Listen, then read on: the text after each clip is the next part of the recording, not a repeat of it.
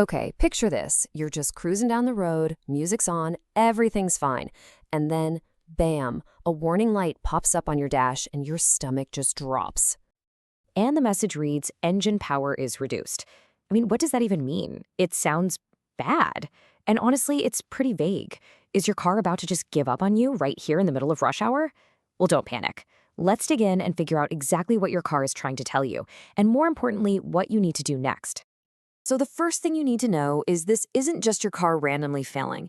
Actually, it's the opposite. It's a really smart built-in safety feature. Your car's computer has found a problem, and it's put itself into something called limp mode. You can think of it like your car is basically saying, hey, something's up. I'm going to take it easy and dial things way back to make sure I don't cause any really expensive damage. Get me to a doctor. It's literally trying to save itself and your wallet. And I bet this is exactly what you're feeling behind the wheel, right?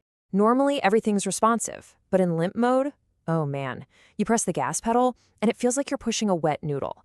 The car is just sluggish, acceleration is a joke, and you're struggling to get over 40 miles per hour. That right there confirms it. The computer is 100% in control and holding your car back on purpose. Okay, so we know what's happening. Now for the big question, why? Let's put on our detective hats and start digging into the most common reasons your car would do this. Now, there are a handful of things that could be wrong for sure, but there is one single issue that is by far the most likely culprit for this exact warning. And the number one cause? It's actually a lot simpler than you might think. It all comes down to the throttle body. So what does that do? It's basically the gatekeeper that controls how much air gets into your engine. Over thousands of miles, it gets all gunked up with carbon and grime.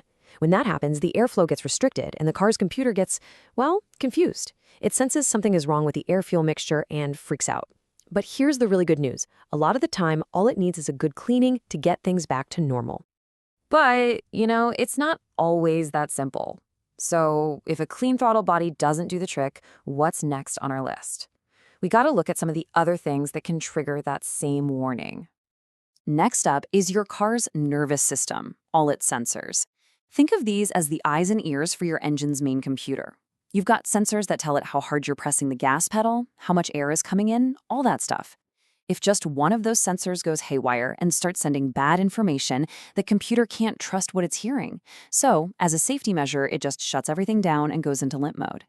All right, so every engine really just needs two basic things to run: fuel and a spark to ignite it. It's that simple.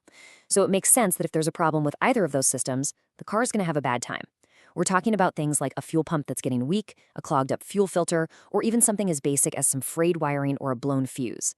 Anything that starves the engine of fuel or electricity can make the computer hit the panic button. Okay, now we have to touch on the more serious stuff. These are less common for sure, but they're definitely possibilities. We could be looking at an engine that's overheating, a catalytic converter that's completely clogged up, or even deeper internal engine troubles. And this is exactly why you can't just ignore that warning light. It might be a simple fix, or it could be your car's last cry for help before a major failure. All right, enough doom and gloom about what could be wrong. Let's get practical. Let's talk about solutions. When you see that light, what are your immediate next steps? Here is your game plan. So this is the most important part. You have to stop guessing. The number one thing you need to do is get your hands on an OBD2 scan tool. You just plug it in under your dashboard and it talks to your car's computer. See, the computer has stored a specific error code, a diagnostic trouble code that points you right to the problem. This little gadget takes all the guesswork out of it. It's the difference between blindly searching and having a map. So here's your checklist. Step 1, and I can't stress this enough, pull over safely. Limp mode is your car's way of saying find a safe spot now, not try to make it home. Step 2, get that scanner and read the error codes. Step 3, once you have the code, you can do some basic visual checks. Is the throttle body dirty? Are any fuses blown? How are your fluid levels? And finally, step 4, if the code points to something complex or you're just not sure, don't guess. Take it to a pro.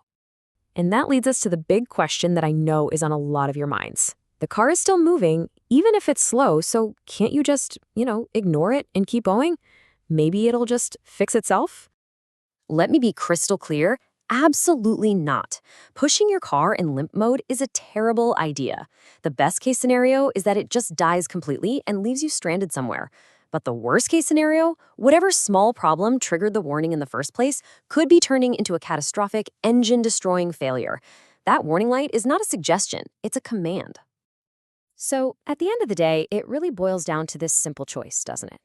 You can deal with it now, when it's likely a pretty simple fix, like cleaning a part or replacing a sensor, or you can ignore it and roll the dice on a massive, wallet-draining repair later. Your car is literally talking to you, telling you it needs help. The only question is, are you going to listen?